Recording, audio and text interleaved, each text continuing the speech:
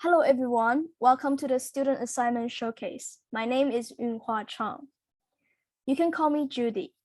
I'm a Year 4 linguistic student from Taiwan, majoring in English Studies for Professions and currently minor in Spanish. Today, I will present one of the current assignments this semester from ENGL 4001, English for Management. According to the course syllabus, this subject primarily focuses on communication skills in English required to handle the kinds of discourse encountered at the manageable level in organization, of course, including the discourse involving in a more complex logistic processes. It requires us to have higher linguistic competence to evaluate and master the workplace genres in higher level in a professional context, to be specific. The course involves managerial communication activities that simulate real-life situations.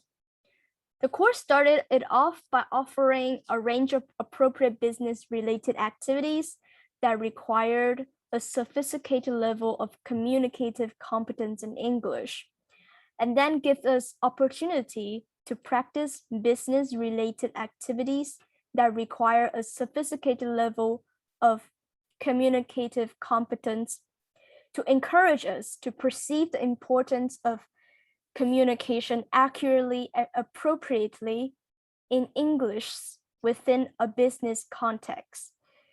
Teaching and learning take the form of input within interactive classes.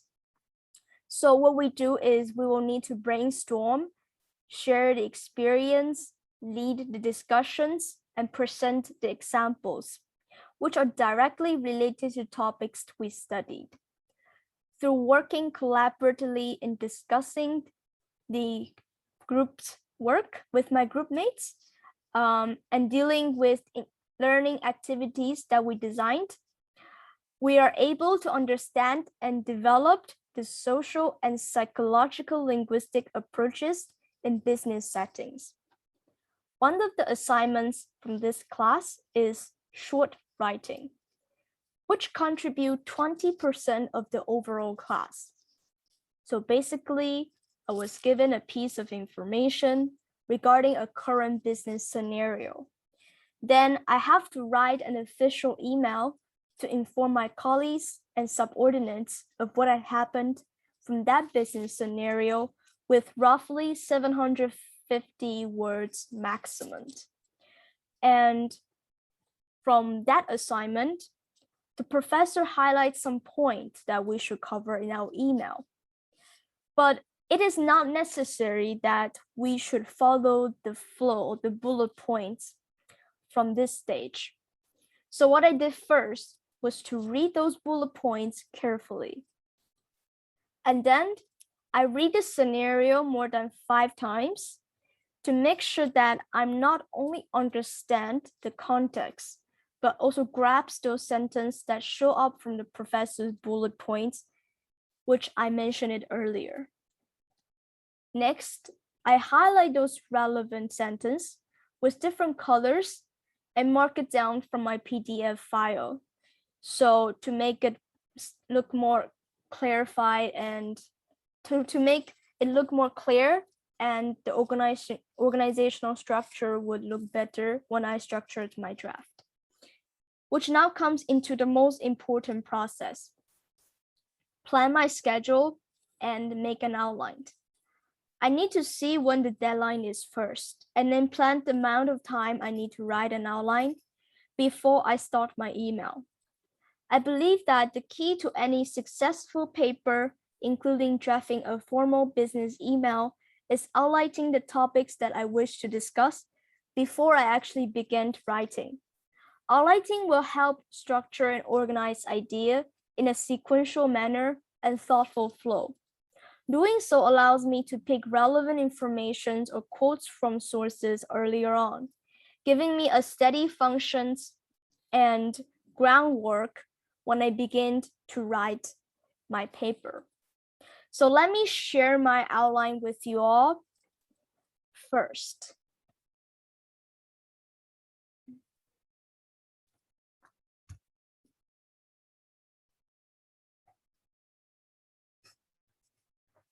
I hope you can see the screen. So let me share my outline with you all to have a clear ideas of how I construct my planning process before I start to do this assignment. I first create a table with relevant information that I need to compare for my email. And then what I should do per each paragraph is I write those important points down with different colors to emphasize the structure and clarity. So for example, this is yellow, then this one will be the first paragraph of my email, and then this will be the second paragraph of my email, and so on and so forth. Finally, I use italic and capitalizations for the following phrase at the bottom here to remind me, which lecture notes I should revise on to enhance my email writing skill. Like those are the lecture notes that I should look at before I start my assignments. And I also have marked down the points to note, copy it down from those lectures to help me boost my understanding overall. So the overall outline took me around 2 hours, but I was so happy that I utilized this 2 hours to plan on something that makes the aftermath of my writing good, and the process will not be so, painful. Anyway, let me go back to the story.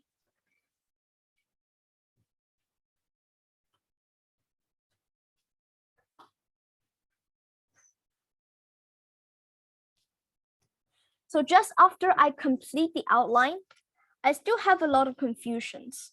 So what should I do? First of all, I discuss with my classmates.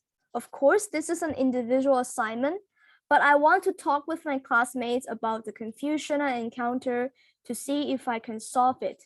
We never share anything illegal or work on assignment together.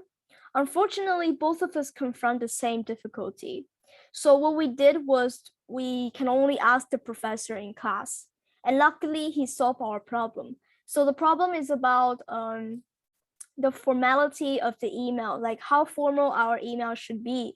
And I couldn't find the detailed information from his lecture notes, as well as his assignment rubrics. Yeah, basically.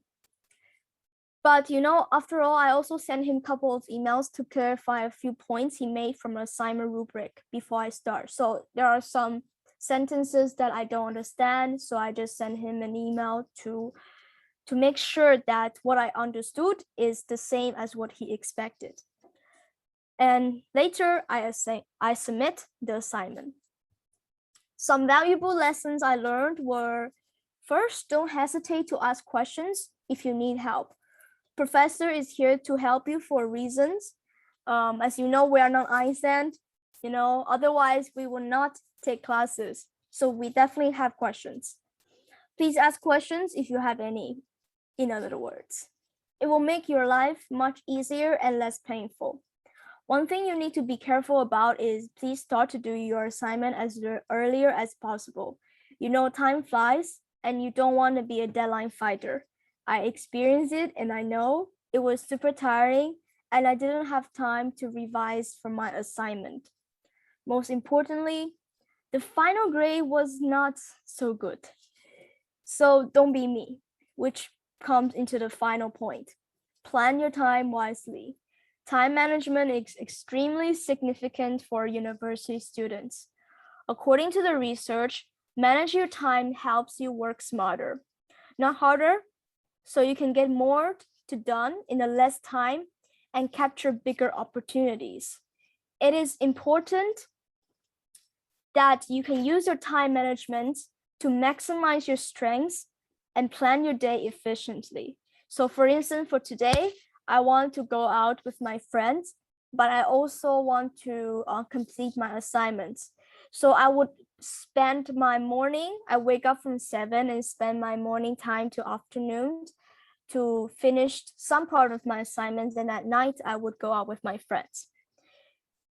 A good time management Good time management skills also like helps you to work smarter, like what I just gave you an example of, ensuring you to get more productive work done in less time.